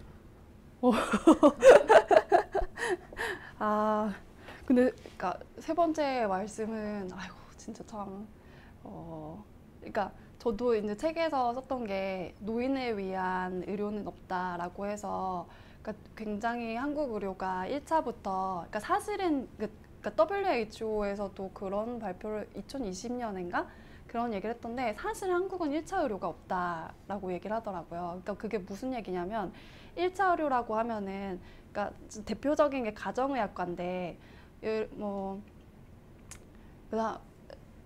일단은 어떤 질환이든 간에 거기를 가면 거기에서 판단을 해주고 그 다음에 2차 의료로, 그러니까 그 다음에 이제 동네에 있는 병원으로 올려 보내면서 진료과를 특정해줘서 보내는 게 그게 사실 1차 의료의 그 표준적인 모델인 거죠. 근데 한국은 너무 사실 동네 병원들마저도 진료 과목들이 다 세분화돼 있어가지고 그 모습을 상상하기가 되게 어려운데, 오히려 한국 상황이 되게 특수한 거고, 어떻게 생각하면 한국 이제 시민들이 굉장한 의료 이용 리터러시가 있는 거죠. 왜냐면 자기 증상이 뭐 내가 배가 아픈데 이거를 알맞은 진료 과목을 찾아서 가고 있는 거잖아요, 나름대로. 그러니까 그게 좀, 그래서 이제 한국은 1차 의료가 없다는 게 WHO의 얘기기도 하더라고요. 근데 그 1차 의료가 사실상 없는데도 우리가 버틸 수 있었던 이유는 한국이 젊은 나라였기 때문이다라고 그 보고서에서 진단을 하고 있어요. 그러니까 그게 무슨 얘기냐면 지금 그 양수진 선생님 어머님이 그러셨다 전인적인 치료가 필요하다고 하셨다시피 노인이 되면은 그 몸에 그 어떤 신체에서 발생하는 문제들의 특성 자체가 달라지는 거잖아요. 예를 들어 젊은 사람은 뭐 배가 아프다. 그러면은 거기 하나만 봐주면 되지만 사실 노인들이 앓고 있는 질환들은 되게 여러 가지 증상들이 다발적으로 일어나는데 예를 들어 제 책에 나왔던 그 어르신 같은 경우는 뭐 등도 아프고 소변도 시원하게 못 보고 그 소화도 잘 안 되고 그러면은 내과 이제 정형외과 뭐 비뇨기과 이거를 다 일일이 찾아가는데 사실 노인은 전반적으로 신체 기능이 후퇴하면서 그런 여러 가지 증상이 다발성으로 나타나는 거기 때문에 이 몸의 그 신체의 기능을 전반적으로 봐줘야 되는 건데 그게 아니라 한국은 1차 진료부터 이게 다 세분화돼 있으니까 일일이 다 찾아가다 보고 그러다 보면은 사실 이것도 이제 의료비가 되게 폭증하게 되는 그 지금 이제 숨겨져 있는 씨앗 같은 것이 되는 거죠. 근데 그동안 이게 버틸 수 있었던 건 한국이 젊은 국가이기 때문에 이런 시스템으로도 버틸 수 있었다는 얘기가 그 WHO 그거거든요. 그래서 저도 사실 방법은 모르겠어요. 지금 이게 그런 점점 더 고령화되는 인구 그리고 노인의 특성에 지금 우리의 시스템이 맞지 않는 것까지만 진단이 되지 그러면은 이런 노인분들은 어디를 가셔야 되나요? 그래가지고 사실은 노년내과라는 게 있는 건데 거기 가서도 그렇게까지 신통하게 그 의료적인 어떤 도움을 받지 못하시는 거잖아요. 그러니까 그게 참 문제예. 그래서 그 어떤 그거는 지금 현실이 얼마나 심각한지 그걸 공유해 주신 차원에서 저도 말씀을 드리도록 하고 그 다음에 의사 집단 첫 번째 질문이 이제 의사 집단이 그러면 그 협상 테이블에 나왔을 때 어떻게 자기들의 어떤 중론을 모아가지고 그 이제 대표성을 가질 수 있느냐. 근데 일단은 이제 의사 집단이랑 한국 같은 경우는 그러니까 여러 나라들 그러니까 보건의료라는 거는 이제 정부에서 보장을 해야 될 되게 중요한 이제 사회 보장이고 그리고 이 보건의료 시스템을 유지하는데 의사 집단은 굉장히 코어한 그 주체이기 때문에 여러 나라는 나름대로 사실 의사와 정부 간의 어떤 관계가 설정이 돼 있다는 게 그 이제 아까 말했던 보건정치학자 그 정운기 선생님의 분석이거든요. 그러니까 뭐 미국은 미국식으로, 독일은 독일식으로, 일본은 일본식으로 자기들의 그 정치 문화적인 특성, 어떤 그 약간 그 이제 밑에 있는 배열 구조 이런 거에 따라서 어쨌든 정부와 의사가 호흡을 맞춰가는 그런 관계들이 설정이 돼 있는데 한국은 사실은 지금 이 의대 증원 사태가 이렇게까지 극단적인 갈등으로 치달은 것 자체도 거기에 이제 주요한 원인 자체가 의사와 정부 사이에 한국의 관계는 미정립, 아예 없다는 거죠. 없고 그럼 그 사이를 채우는 거는 불신분이라는 거예요. 근데 그게 왜 그렇게 됐냐면은 뭐 영국 같은 데는 의사들이 공무원이니까 그러면 정부는 이제 사측이 되는 거고 노측과 사측이라는 그런 뭐 관계성 아래에서 이제 자기들이 얘기를 풀어나갈 수 있는 거고 독일 같은 경우는 많은 것들이 정당 정치에서 풀어가니까 코퍼라티즘이라고 부르는 그 안에서 의사들의 발언권도 정당 정치에 투영이 돼가지고 이제 정치적으로 조율이 되는 거죠. 근데 한국은 그런 기제가 전혀 없고 의사 집단이 그냥 우리는 정부로서 받은 게 아무것도 없는 자영업자인데 왜 우리한테 자꾸 우리 일에 참견하려고 하느냐. 그냥 이 정도의 편협한 수준이니까 그래서 얘기들이 전혀 풀리질 않는다는 거예요. 그래서 일단 정부랑 의사 사이의 관계도 미정립된데 그 의사 사회 내에서도 굉장히 그 의사가 종사하는 의료기관 그리고 그 의사의 전문 과목별로도 아니면 그리고 세대별로도 굉장히 의견이 분화돼 있어요. 그러니까 우리가 의사라고 통칭하고 뭐 다 의협에 가입돼 있어가지고 11만 뭐 의사들 막 이렇게 말하지만 의협은 사실상 의사 집단을 대변하는 단체라고 볼 수는 없거든요. 왜냐하면은 그러니까 개원가에 나온 자영업자들의 발언권이 크고, 그리고 지금 이면택이라고 이번에 당선된 사람이 굉장히 극우 꼴통 같은 사람인데, 그런 사람들이 당선되는 구조도 의협 회원이 11만 명인데 그 중에 이번에 투표에 참여한 사람이 절반이 안 될 거예요. 이렇게까지 지금 그 의료 이슈가 뜨거운데도.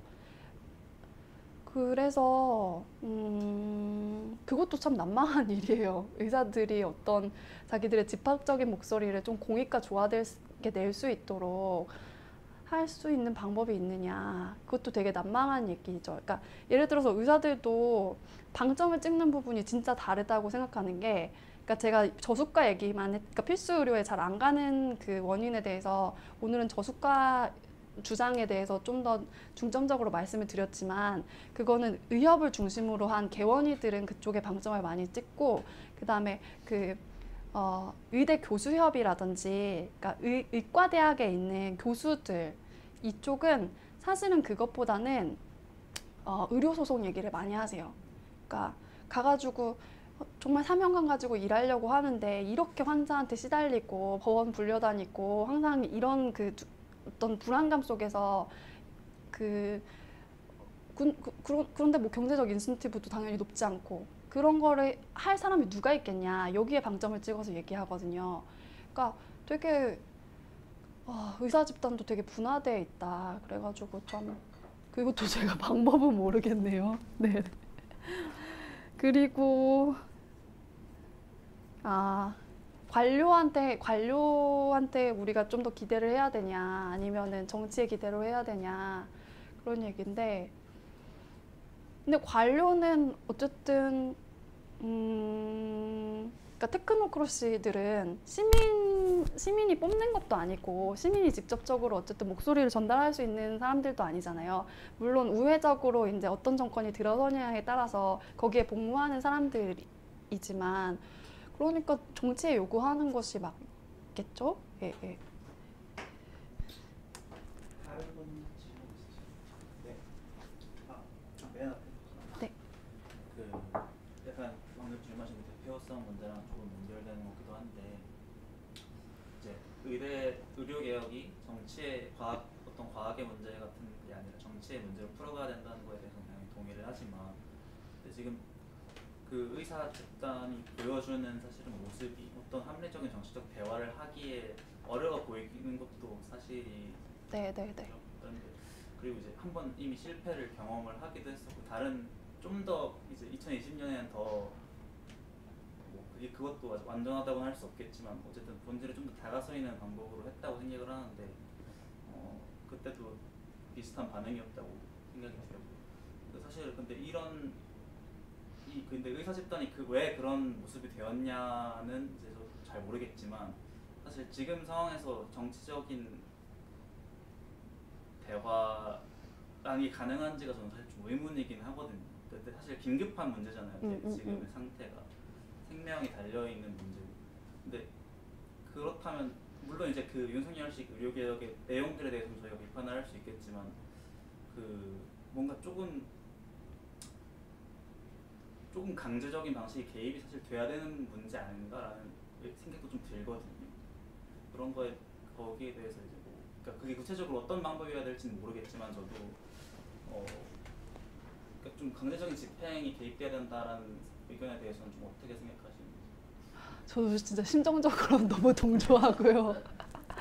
아니 막 의사들 블랙리스트 올리고 그리고 그 블랙리스트 올린 사람 뭐 구속되니까 거기에 막 후원금 보내고 이런 거 보면 진짜 혼쭐을 한번 나야 된다, 그런 생각도 들고, 그리고 이제 제가 이 사안을 가지고 정치학자들이랑 얘기를 해봤을 때도 정말 둘로 갈렸어요. 그러니까 그 얘기를 대변하는 분은 경희대 조석주 이제 정치경제학자 조석주 교수님인데, 그러니까 그분도 그렇게 말씀하시는 거죠. 이게 사실은 이거는 구조적으로 봤을 때 사회적으로 사회가 얻을 수 있는 공익은 더 큰데, 그러니까 그 의사 집단이 그러니까 뭐 의사 집단이 있게 되는 어떤 기득권이라든지 기대 수익 감소보다 사회적인 공익은 훨씬 크고 이게 공익은 훨씬 큰데 이 공익은 넓게 흩뿌려져 있다는 거예요. 근데 그 의사 집단이 감수해야 할 그 손해라든지 피해는 굉장히 작은 집단에 강하게 모여 있으니까, 그리고 이 집단은 어떻게 보면은 여러 가지 사회적 자원을 가지고 있는 집단이고, 이런 사안은 그냥 두면은 사실은 공익은 더 크지만 관철되기가 되게 어렵다. 그렇기 때문에 어떤 시민의 그런 필요를 대변하는 정부에서 좀 더 강하게 밀고 나가야 될 필요가 있고, 그래야지만 자기 또 이거는 추진할 수 있는 정책이라고 생각한다 라는 게 이제 조석주 교수님의 얘기였고, 그 반대편에 있는 부분은 이제 우리 박상훈 선생님인 건데, 그러니까 박상훈 선생님 얘기는 그러니까 하지 말자는 건 아니지만 왜 그렇게 서두르냐, 일단은 그런 거였고, 두 번째로 좀 더 시간을 들여서 얘기하는 게 필요한 거는, 예를 들어서 그렇게 강압적으로 그 집단을 찍어 눌러가지고 이걸 추진했을 때 당장은 관철이 될 수 있다.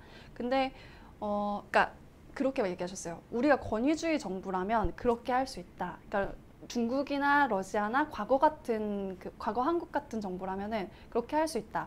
왜냐하면 한 번 찍어 눌렀으면 계속 찍어 누르면 되니까. 예를 들어서 2,000명 증원 안에 찍어 눌러. 그 다음에 뭐 저기 니네 비급여 그거에 뭐 저기 비의료인 허용하는 거 그거 허용 안 해? 또 찍어 눌러. 그 다음에 막 뭐 행위별 수가제 그거 너네 바꾸는 거 동의 안 해? 또 찍어 눌러. 이렇게 찍어 누르면서 갈 수 있는 게 권위주의 정부인데, 민주주의 정권은 그렇게 해낼 수가 없다는 거예요. 그러니까 한 번은 이게 통하지만 앞으로 점진적으로 계속 우리가 해나가야 될 일이 있을 때 여기서 계속해서 반감과 어떤 신뢰의 상실이 있으면은 그 일들을 해나갈 수 없기 때문에 자기는 앞에서 조금 더 대화의 시간에 공을 들여야 된다고 말씀을 하시는 거죠. 그래서 저도 그 취재를 하면서 막 이렇게 왔다 갔다 하긴 하는데, 근데 결과적으로는 사실 찍어 눌러서 관철하는 식이 될 것 같아요. 모스트 라이클리 시나리오는. 네.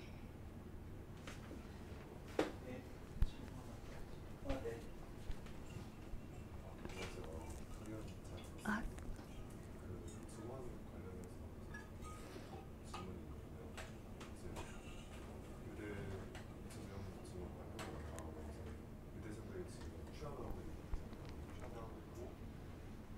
취업이 이제 장기화되니까 이거 자체 음. 그래가지고 무슨 가이드라인도 나와 있는데 지금 그 취업이 너무 장기화되어 있으니까 지금 아무리 그 가이드라인을 한다 하더라도 이제 바로 10월이잖아요. 10월인데 아무리 뭐 수업을 유연하게 한다 하더라도 그 수업 시설을 다 채우거나 그걸 방지하거나 그런 게 더 어려워 보인다. 그래서 뭐 지금 이대생 1학년 같은 경우에는 1년에는 증원된 1,500원 증원된 그 인원수도 받으면서 유급된 세대까지 받아야 되는 상황인데 그거를 지금 뭐 이대에서 제대로 교육할 수 있겠는가 라는 질문에 대해서 지금 그 이해 당사자들이 솔루션 같은 거 좀 논의를 하고 계신지. 그렇죠. 사실은 저는 전공의들보다도 의대생들의 처지가 지금 더 위태로운 것 같은데, 왜냐하면은 그러니까 전공의는 지금 그러니까 진짜 의대생들은 직접적으로 이제 1,500명이 증원됐다고 했을 때, 그러니까 우리가 뭐 기대소득이나 이런 걸 따지지 않고도 자기 교육 환경에 되게 직접적인 영향을 끼칠 수 있는 그런 의제인 거잖아요. 그러니까 그래서 사실 2,000명 증원에 대해서, 그러니까 큰 규모로 의사 수가 늘어나는 게 필요하다고 생각하지만 2,000명은 안 되는데? 라고 막아서는 많은 이제 의료계 인사들이 사실 그런 이유인 것 같아요. 이거는 도저히 답이 없다. 왜냐면 거기에 맞춰가지고 교수를 어디서 구할 수도 없고, 그 부분에 대해서는 정말 그냥 막무가내로 하는 게 일단은 기본적으로 있는데, 그러니까 정부 나름의 구상은 들어보면은 이런 건 것 같아요. 의대는 이제 예과랑 본과가 있잖아요. 그래서 근데 예과 1, 2학년 때는 좀 강의식 수업들이 많기 때문에 이거는 대형 강의로도 할 수 있다. 그런데 이제 본과로 넘어가면 그때부터 실습이라든지, 그러니까 한동안 얘기 많이 나왔던 게 이제 카데바 얘기인데, 그러니까 그 시신, 해부학 실험의 시신이라든지, 그러니까 그래서 2년 동안 이 뒤에 실습 수업, 그러니까 이제 정말로 실습을 해야 되는 이 수업들의 카파를 늘릴 수 있다라는 그런 보관인 것 같은데, 그것도 사실 현실적으로 쉽지 않죠. 의사가 부족한데 교수는 어디서 구하겠어요. 교수도 의사가 해야 되는데. 네. 방금 잘 들었습니다. 제가 다니는 회사에서 시사인을 4년째 구독 중이에요. 아주 잘. 와, 너무 좋은 회사입니다. 그런 좋은 회사는 아닌데. 저는 사실 이게 정치가 이성을 이루는 그걸 지켜보는 시민들도 같이 이성을 잃어가는구나라는 걸 의료개혁 이런 거 몇 개를 보면서 많이. 저도 이성을 잃더라고요. 저도 이제 제천에 저희 부모님이 할아버지 모시고 사는데 아프신데 병원이 없으니까. 아, 그죠. 고대 안암병원까지 그 아픔을 보면서 그게 올해 1, 2월이었거든요. 이제 그런 거 보면서 이제 또 전공의들 그런 거 뉴스로만 이제 접하니까 저런 분들이 다 있나 막 되게 그렇게 저도 같이 화가 나고, 실제로 한국 사람들은 병원을 정말 자주 가잖아요. 아까 통계가 나왔다시피 그러다 보니까 더 밀착적으로 더 이 문제가 더욱더 이제 와닿게 되는 것 같아요. 그럴수록 감정적 갈등은 더욱더 커지고, 근데 또 오늘 기자님 가면 듣고 뭐 기사 보면서 이 이해가 너무나 복잡한 이해관계를 지금의 어떤 정부의 실력 그리고 그런 소위 말하는 정말 그런 예상한 사람을 회장으로 뽑는 그런 집단과 이 대화라는 것 자체가 사실은 안 되겠구나 그런 생각도 되게 많이 들었고, 근데 저는 이제 도리어 좀 약간 더 인상 깊었던 건 아까 이제 밀려온 해일 말씀하셨잖아요. 이 걷잡을 수 없이 이제 건보 이제 재정이 이제 적자폭이 너무나 커지고, 그에 따라서 이제 시민들이 이제 부담해야 되는 건보 이제 부담 액수라든지 막 이런 걸 보면서 앞으로가 더욱더 그런 문제가 더욱더 좀 심각하겠다라는 생각하면서 좀 드는 생각이, 이 의료개혁, 이 의료 구조 자체를 사실 바꾸는 것도 좀 중요하겠지만 애초에 병원 갈 일을 안 만드는 시민들의 어떤 그 노력도 정말 이젠 그런 문제로 좀 더 전환할 필요도 있지 않는가? 근데 그건 이제 시민들 개인의 노력도 있긴 하겠지만 사실 가난할수록 더욱더 병원에 많이 갈 수밖에 없는 그런 것 문제도 사실 있는 거잖아요. 그걸 위해서라도 노동 안전의 문제라든지 어떤 일상적 어떤 삶이 건강할 수 있도록 어떤 각종 사회 정책들이 같이 이게 맞물려서 가야지만 의료구조 문제도 사실은 이 밀려온 해이를 늦춰 나갈 수 있다. 약간 이런 식으로 사실 이제 접근을 좀 해야 되지 않나 이런 생각을 많이 들었는데, 이런 생각에 대해서 그냥 기자님 생각이 좀 궁금했습니다. 근데 조금 정말 진지하게 그러니까 보건의료 구조개혁에 대해서 고민하시는 분들 중에서 이 메디컬 모델 아래에서 예를 들어서 그러니까 말씀하셨던 뭐 건강한 그러니까 그 사업장 자체가 안전하다든지 아니면은 근데 뭐 그 사업장 안전까지 보건의료계에서 얘기하진 않는데 건강한 마을 만들기 운동에 대해서 그래서 되게 중요하게 생각하는 분들이 많고, 거기에 대해서 실제로 그러니까 어떤 지역에 가가지고 그런 방법들을 모색하는 분들이 계세요. 그러니까 정말로 그 폭증하는 의료비를 막기 위해서는 그러니까 의료 이용량 자체를 그러니까 뭐 불필요한 걸 덜어내더라도 전반적으로 시민들을 건강하게 만드는 게 중요한 일이거든요. 근데 이제 그게 그랬을 때 사실 그러니까 어떤 공공성이 되게 중요해지는 건데, 그런 면에서도 왜냐하면은 사실은 병원은 어떻게 보면 환자가 아프면은 돈 버는 사업이잖아요. 그렇기 때문에 그 마을에 있는 어떤 민간병원은 그 마을 주민들이 건강한 것에 대해서는 그렇게 관심을 갖게 되지 않거든요. 그래서 사실 공공의료의 중요성을 얘기하시는 분들이 많은데, 왜냐면 공공의료는 사실은 그렇게 영리적이지 않게 정말로 시민들의 건강을 추구할 수 있으니까 그런 마을 단위의 지역사회 단위의 메디컬로 진입하기 전에 그 전에 이 사람들 건강하게 만드는 그런 사업들에 대해서 좀 더 진지하고 본격적으로 임할 수 있다는 점에서 그런 점에서 공공의료의 중요성을 말씀하시는 분들도 많아요. 근데 되게 진짜 필요한 문제의식인 것 같아요. 근데 그게 요즘에 굉장히 또 하나의 트렌드로 발현되는 게 저속노화라고 그 정의현 저속노화 쌤이라고 하는데 그 정의현 교수님이 이제 아산병원 노년내과 교수님인데 그분이 이렇게 무슨 저속노화 식단이라든지 그 이제 당신도 느리게 나이 들 수 있습니다라든지 그런 개인적으로 할 수 있는 방법들을 설파하고 다닌 데에는 사실 그 뒤에 이 문제의식이 진짜 있어요. 와, 이대로면은 그 노인이 됐을 때 감당할 수 없다. 그래서 그렇게 조금 약간 전도사처럼 나서시게 된 게 있는데 또 이게 굉장히 트렌드를 타가지고 엄청나게 상업적으로 또 엄청 좋은 상품이 됐죠. 네. 거의 마지막 질문일 것 같은데요. 질문하고 싶으세요? 아버님도 좀 생각이 많으신 것 같은데. 그런 데서 대학을 했고요. 아, 예. 이준이랑 같이 예. 갔고 사실 어떻게 보면 거의 당사자 입장인 건데 같이 풀어가야 되는 문제고 노동의 입장에서 같이 풀어가야 되는 문제인데 해법이라는 건 사실은 뭐 여러 가지 많이 나오긴 했습니다. 그 이전에도 많이 얘기했었고 사실 그래서 우리 입장 같은 것도 우리 했던 내부적으로 그냥 하는 얘기 아니냐 뭐 이런 방법이 있는데 그런 것 같아요. 근데 이게 저도 이게 그 입장에서 생각하다 보니까 결국에는 이게 정치 문제라는 걸 다시 실감하게 되는 건 있더라고요. 근데 이게 그러면은 그 문제에 있어서 어떻게 접근할까 노동대표 그리고 시민들에게 어떻게 이제 접근하게 좀 만들어야 되는 방법도 생각하는데 조금 뭐 얘기 나왔으니까 얘기했습니다. 그래서 이제 치료 관점이니까 사실 의료라고 생각하는 거예요. 뭐 치료라고 접근하는 측면은 안 되고요.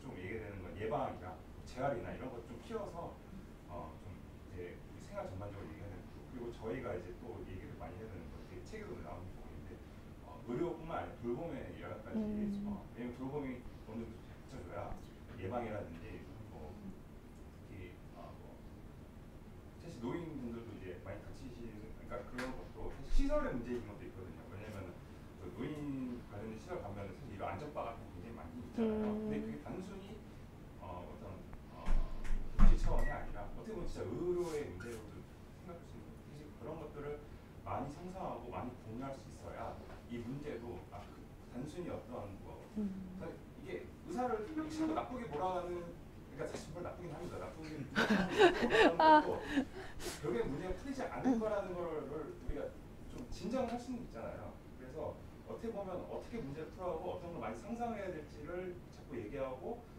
그런 것들 생활을 어떻게 접목시킬까를 고민하는 게 사실 결국엔 궁극적으로 이 문제를 풀 수 있는 방법이 아닐까라는 생각이 들어요.